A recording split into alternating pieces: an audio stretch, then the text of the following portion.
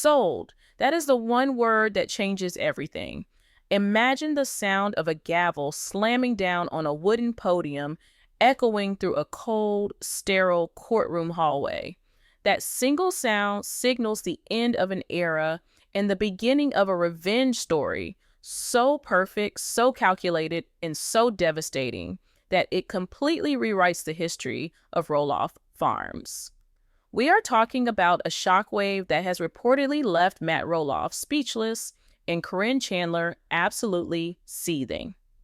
The rumor mill is on fire right now with reports of a shocking courtroom move where Amy Roloff didn't just get even, she got ownership. We are hearing details about a secret tax default, a hidden auction, and a bidding war that ended with the ultimate power move. If these exclusive theories and insider reports are true, the balance of power in Hillsboro, Oregon has just shifted permanently, and the queen of the farm has returned to claim her throne. You are not going to believe how this went down. Before we dive into the deep end of this explosive story, make sure you take a split second to hit that like button and subscribe to the channel. We are tracking every single update, every rumor, and every legal filing coming out of Roloff Farms, and you do not want to miss what happens next in this saga. Smash that subscribe button so you are always the first to know the truth. Now, let's unpack the bombshell that is currently shaking the little people, big world community to its core. For years, we have watched the power dynamic play out on the show. We saw the divorce, we saw the painful negotiations, and we saw the heartbreaking moment when Amy eventually sold her portion of the north side of the farm to Matt. For a long time, the narrative has been that Matt holds all the cards. He is the master negotiator, the man with the vision, the one who controls the land and the legacy.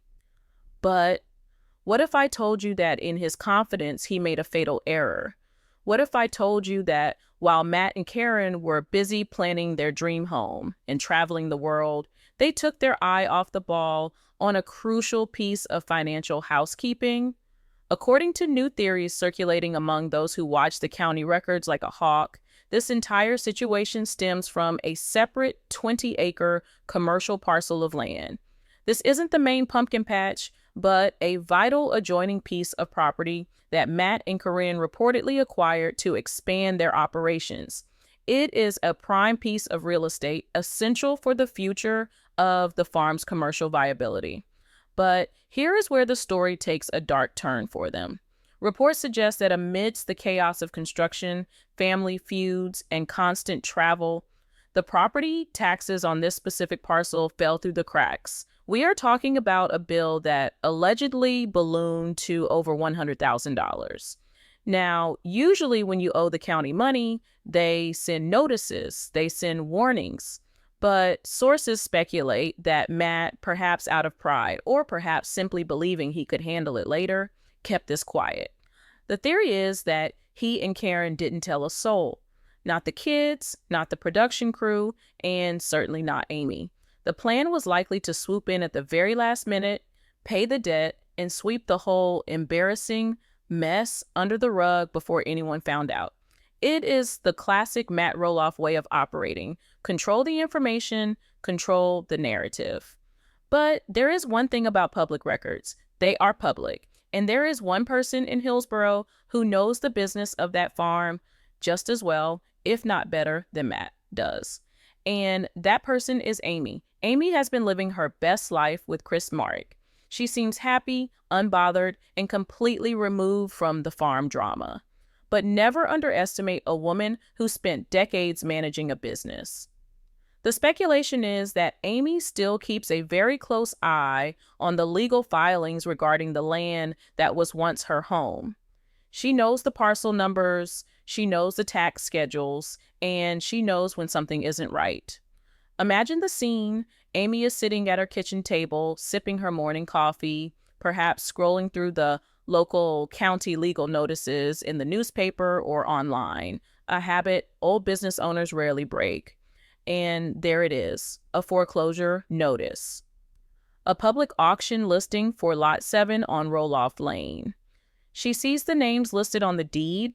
She sees the amount owed, and in that moment, the pieces click together. She realizes that Matt and Caryn are vulnerable. They have exposed a flank. This wasn't just a mistake, it was an opportunity, a once-in-a-lifetime chance to regain a foothold on the land without having to beg Matt for a deal. This is where the story gets incredibly spicy. Instead of calling Matt to warn him, instead of sending a text saying, "Hey, you forgot to pay your taxes," Amy reportedly went silent. She went into stealth mode.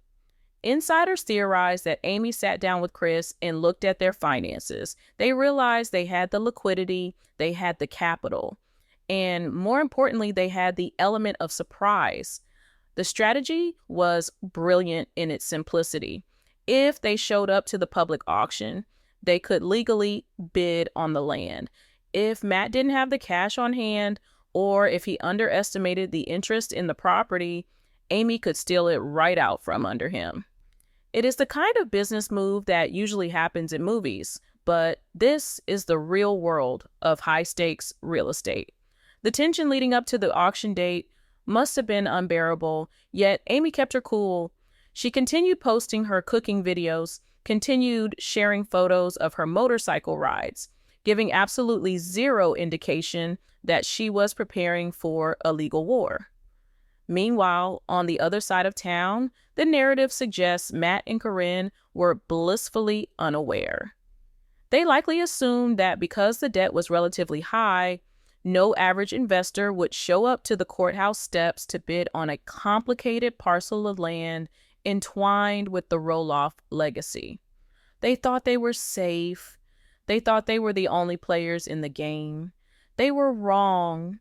Let's set the stage for the day of the auction. This is the moment where the rubber meets the road. Picture a gray, overcast Oregon morning. The county courthouse is bustling with people paying fines, filing paperwork, and going about their mundane government business. But on the steps, or perhaps in a designated auction room, a small crowd gathers. Usually, these tax auctions are quiet affairs. You have a few investors looking for cheap land to flip, maybe a representative from the bank. It is not a spectator sport. Matt and Caryn arrive. According to the way this scenario plays out in the theories of insiders, they arrive looking confident, perhaps a bit smug. They have a cashier's check in hand for the minimum amount. They are dressed in their usual casual attire, perhaps wearing sunglasses to avoid being recognized too easily, though in a small town, everyone knows who they are. They are whispering to each other, likely joking about how annoying this administrative error was, but how easy it is to fix. They are expecting a 5-minute transaction. They expect the auctioneer to read the lot number. They place the opening bid to cover the taxes. Nobody else bids, and they go home. Simple, clean. The auctioneer steps up to the podium. He clears his throat. He holds a list of properties. He begins reading through the legalese. Lot 7, the 20-acre parcel on Roloff Lane. Opening bid to cover the tax debt is $100,000. He looks around the room. He asks, "Do I have an opening bid?" Matt steps forward. You can almost hear the arrogance in his voice in this narrative. He says, "Right here, we will take it." He probably waves the check slightly. He thinks it is over. The auctioneer nods and acknowledges the bid.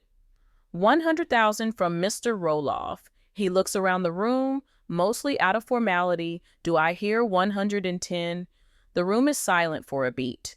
Matt turns to Caryn and smiles. They are already mentally back in their car. They are already planning lunch. And then a voice cuts through the silence, a voice they know better than any other, a voice from the back of the room. 150,000. The air leaves the room. Time stops. Matt and Caryn whip around so fast it's a blur. Their jaws hit the floor. Standing there at the back of the small crowd is Amy Roloff. She is not wearing old farm clothes. She is wearing a sharp red jacket, looking immaculate, calm, and composed. Standing right next to her, looking like a bodyguard and a partner in crime, is Chris Marek.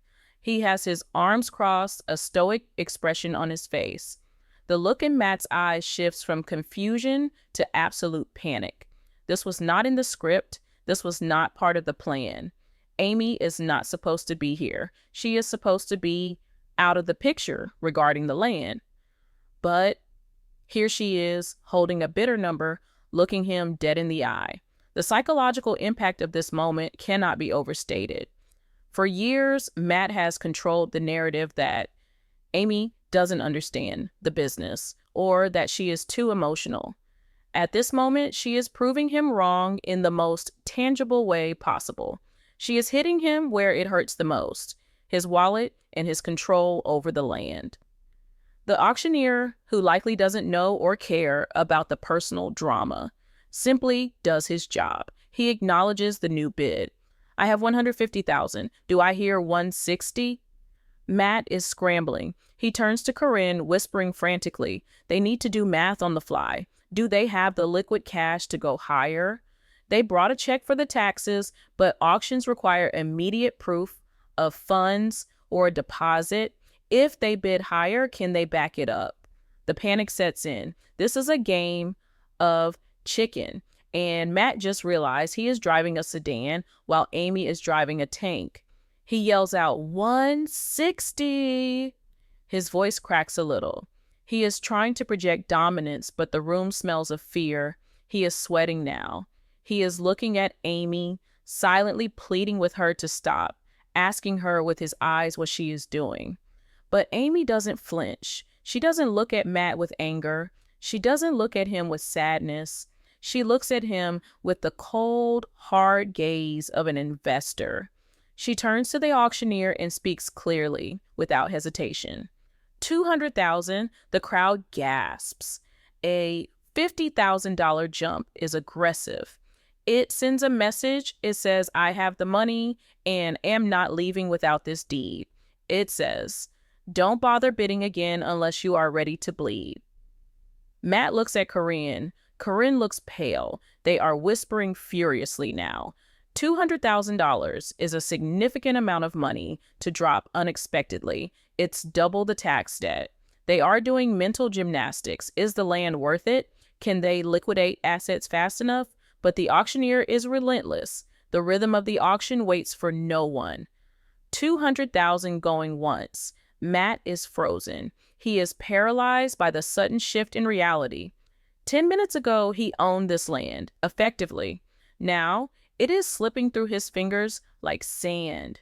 He looks at Amy one last time, hoping she will crack, hoping she is bluffing. But she isn't. She is standing firm, her hand on Chris's arm, ready for the next move. $200,000 going twice. The auctioneer's gavel is raised. It hovers in the air, a wooden hammer of judgment. Matt opens his mouth to speak, to bid, to protest, but nothing comes out. He realizes he has been outmaneuvered. He realizes he has been outplayed. He slumps his shoulders. He shakes his head at Caryn.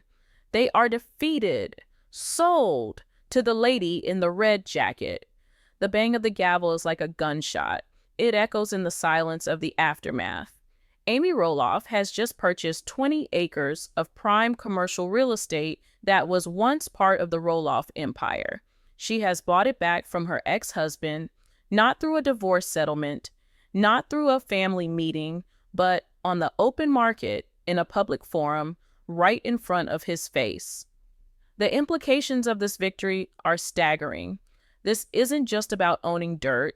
This is about leverage. This is about legacy. By owning this specific parcel, Amy now reportedly controls a key access point or a vital section of the property that Matt needs for his future plans.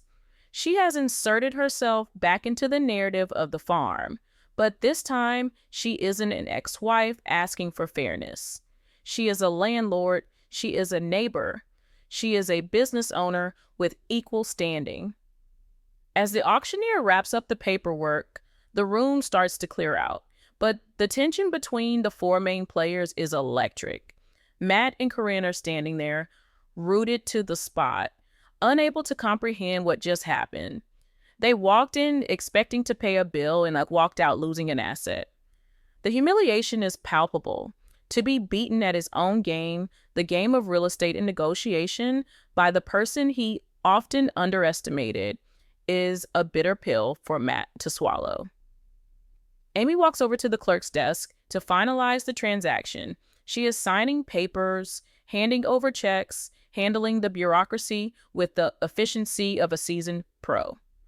Chris stands by her, scanning the room, perhaps ensuring that things don't get too heated. He knows how volatile these interactions can be. Eventually, the inevitable confrontation happens. You can imagine the scene outside the courthouse steps. The gray sky is still overhead, but the world feels different now. Matt and Caryn are waiting. They can't just leave. They need answers. They need to vent.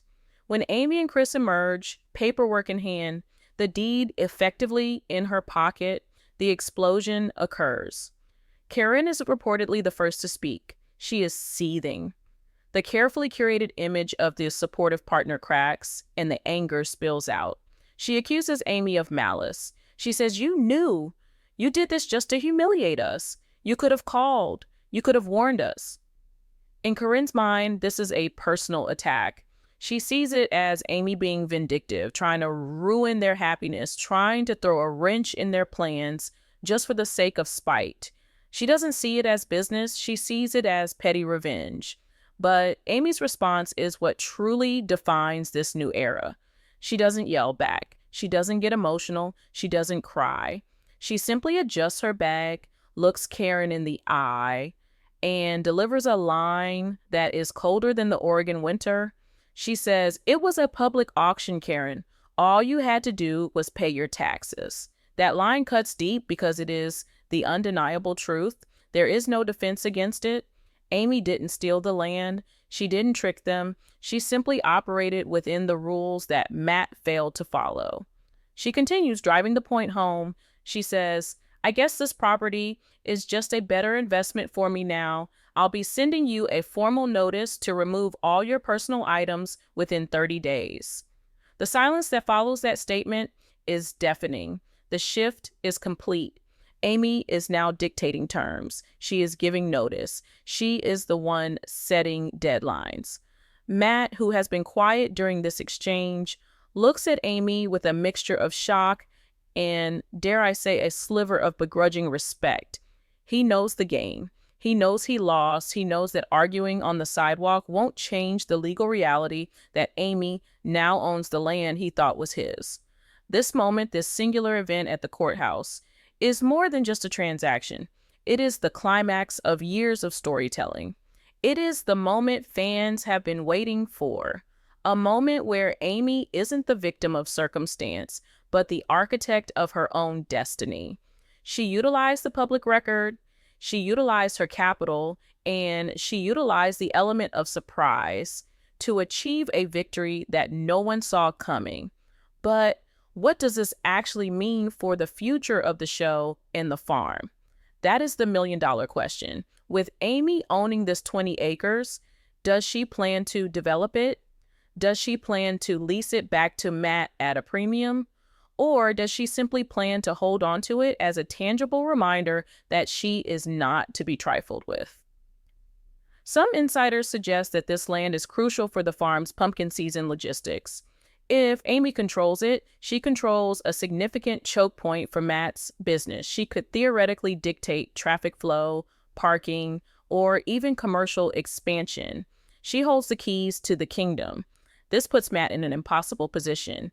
He has to negotiate with her. He has to come to the table, hat in hand, and work out a deal with the woman he thought he had bought out years ago. The dynamic has flipped 180 degrees. And for Caryn, this is a nightmare. She wanted a clean break from the farm drama. She wanted to move to Arizona and leave the past behind. But now the past has just bought the lot next door. We have to consider the ripple effects of this move on the rest of the family as well. How will Zach and Tori react? They have had their own issues with Matt regarding the farm negotiations. Seeing their mother make such a bold power move might be incredibly validating for them. It proves that the Roloff legacy isn't just Matt's to dictate. It proves that there are other forces at play. It might even bridge some gaps between Amy and her children, seeing her stand up for herself in such a monumental way. On the other hand, this could deepen the divide. It could make family gatherings even more awkward. If Matt is paying rent to Amy, or if they are in a legal dispute over property lines, how do they sit down for Thanksgiving dinner? But let's be honest, the drama is what keeps us watching. And this specific twist, this idea of Amy swooping in like a corporate raider and seizing the asset, is the most compelling storyline we have seen in years. Now, I want to pause for a second and remind you that while these reports are coming from trusted sources and align with the public theories circulating in the forums, we are still waiting for official confirmation from the Roloff family themselves. Neither Amy nor Matt has posted the deed on Instagram yet, but where there is smoke, there is usually fire. And the level of detail we are hearing about this auction, the specific amounts, the dialogue, it all points to something massive having gone down at that county courthouse. The genius of Amy's move lies in its legality. There is nothing Matt can do to challenge it. A tax auction is final.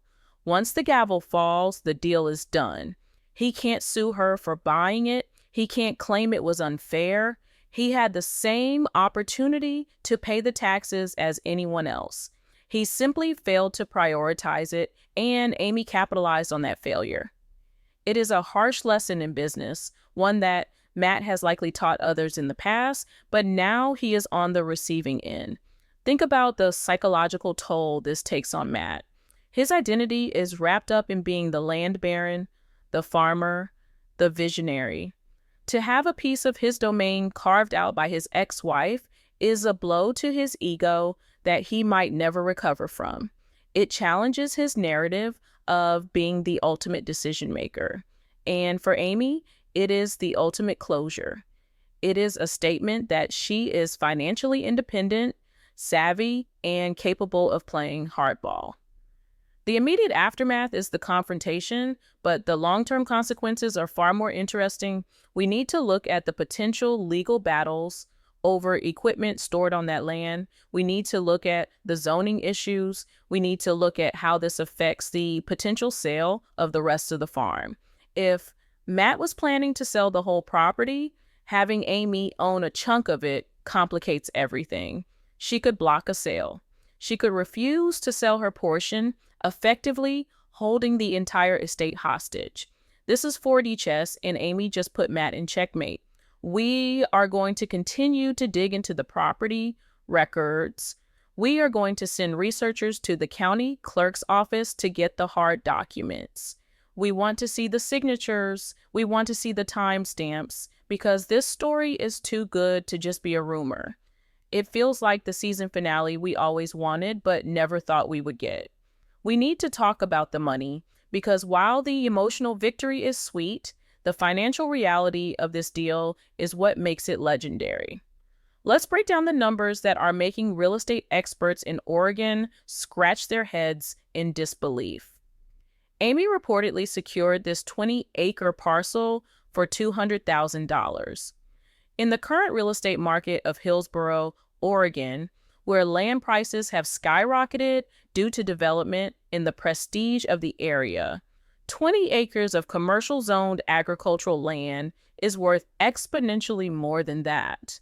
Conservative estimates from local property watchers suggest that a parcel of this size and utility, especially one connected to a famous landmark like Roloff Farms, could easily appraise for close to $1 million, if not more, depending on the entitlements and water rights attached to it. Do the math. Amy didn't just spend money. She made money the second the gavel hit the wood. She instantly acquired nearly $800,000 in equity. It is a return on investment that most Wall Street bankers would kill for. And she did it using Matt's own negligence as the catalyst. This destroys the narrative that Matt is the only business genius in the family. Matt has always prided himself on his deal-making, his ability to flip houses, and his vision for value. But in one fell swoop, Amy executed a deal that outperforms anything Matt has done in the last decade. She bought at the absolute bottom, cents on the dollar, while Matt is left holding the bag of embarrassment. But the financial win is just the tip of the iceberg. The real nightmare for Matt begins with the geography of this specific parcel. We are looking at maps. We are looking at satellite imagery, and the theories emerging are devastating for the farm's operations. Speculation is running rampant that this 20-acre strip isn't just on the edge of the property, it cuts through vital infrastructure. Some insiders believe this land contains the secondary access road that Matt uses for heavy machinery and, more importantly, for the pumpkin patch traffic during the busy season. If Amy owns the road, she owns the traffic. Imagine the chaos if she decides to put up a gate. Imagine if she decides to charge a toll for access or simply refuses to allow commercial vehicles to cross her land. Matt's entire pumpkin season business model relies on the smooth flow of thousands of visitors. If Amy controls a choke point, she effectively has his business in a stranglehold. He would be forced to reroute everything, pave new roads, and obtain new permits, which in Oregon can take years and cost a fortune. She hasn't just bought land, she has bought leverage. She has bought the ability to say no to Matt Roloff, and there is not a single thing he can do about it. Let's pivot to the immediate logistical nightmare, the 30-day eviction notice. We all know Matt Roloff. We have watched him for years. He is a visionary, but he is also a collector. Some might call it hoarding, others call it accumulating resources for future projects. His farm is scattered with old barns, sheds, rusted tractors, piles of lumber, vintage vehicles, and bits and pieces of Roloff treasures that he plans to use someday. Reports suggest that this specific 20-acre parcel is the dumping ground for exactly these kinds of items. It is the storage yard for decades of accumulated stuff. When Amy told him he had 30 days to remove his personal items, she wasn't just asking him to pick up a few boxes. She was sentencing him to a month of back-breaking, frantic labor. We are talking about tons of scrap metal, old project cars, and massive piles of wood that need to be moved. Where is he going to put it? His side of the farm is already manicured and developed. He doesn't have another junkyard ready to go. He will likely have to hire crews, rent dumpsters, and scramble to clean up a mess he ignored for years. And every day he is out there sweating, watching his stuff get hauled away. He will be reminded that he is doing it because Amy told him to. The psychological weight of that is crushing. And what about Caryn? Sources close to the situation hint that the tension between Matt and Caryn has reached a boiling point.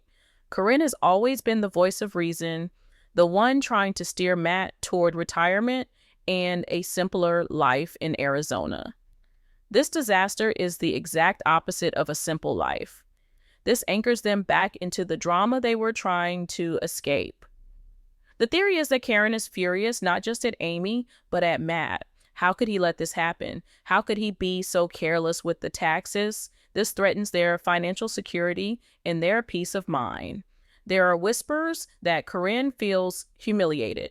She is the one who often deals with the public face of the couple, and now she has to walk around town knowing that Matt's ex-wife outsmarted them. It changes the power dynamic in their relationship too. Matt is no longer the infallible provider. He is the guy who lost the land. If this causes a rift in their relationship, Amy's move becomes even more significant. She hasn't just taken land, she has potentially driven a wedge into the relationship that replaced her. It is a level of karma that feels almost scripted, but reality is often stranger than fiction. Now, let's look at the fallout with the kids. This is where the emotional stakes get incredibly high. Zach and Tori have been estranged from Matt over the farm negotiations for a long time. They felt undervalued, they felt pushed out, and they felt that Matt put profit over family. When the news of Amy's victory reaches Zach, what is his reaction? It is not hard to imagine a sense of vindication. For years, the narrative was that the farm was too expensive, that the kids couldn't afford it, that Matt had to get market value. Now, seeing his mother swoop in and get a piece of it for a fraction of the price proves that deals were possible, just not for him. It is highly likely that Zach is cheering Amy on. This move shifts the legacy. If Amy owns the land, maybe she offers it to Zach. Maybe this is how Zach gets his foothold on the farm, not through his father, but through his mother.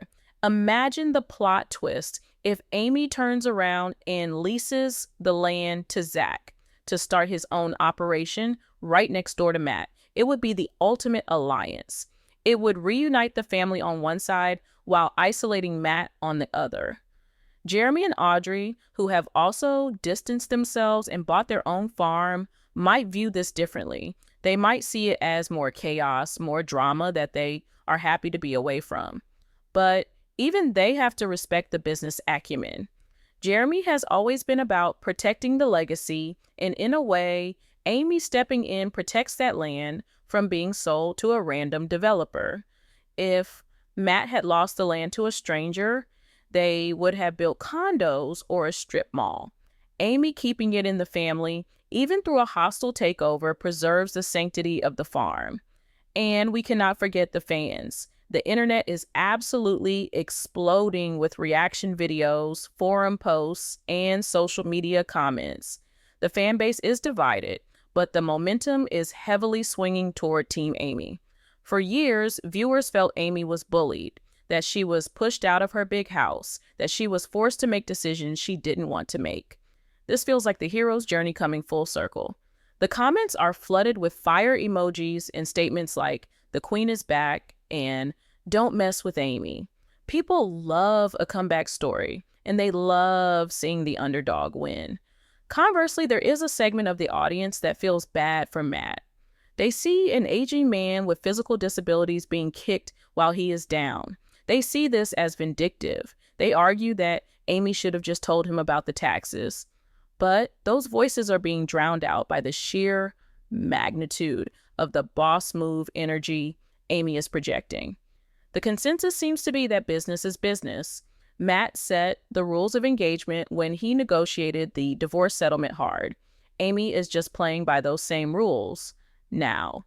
We also have to consider the production aspect. The cameras for Little People, Big World, or whatever spinoff is currently filming must be rolling. If they captured the auction, it will be the highest rated episode in the history of the show. If they missed it, they are scrambling to recreate it through interviews and flashbacks. This storyline single-handedly revives the show. It gives them a conflict that isn't just about arguments over dinner. It is about legal property, rights, fences, and money. It is high stakes. TLC executives are likely popping champagne right now because Amy just gifted them a season's worth of content. Let's speculate on the future. What does Amy actually do with the land?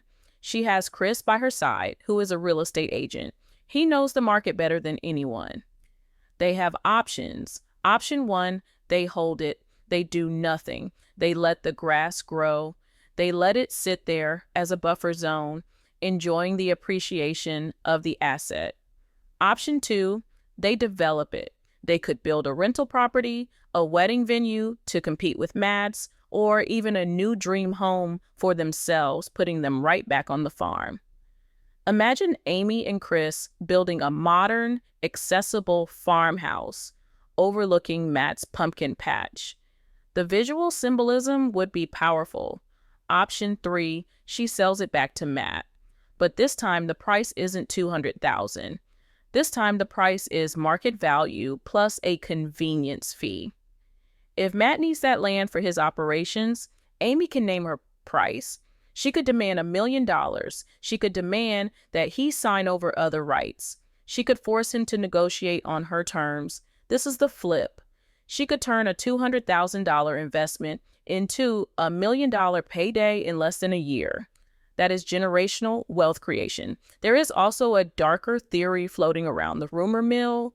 Some suggest that Matt might try to fight this legally. He might try to claim there was a procedural error with the auction notice.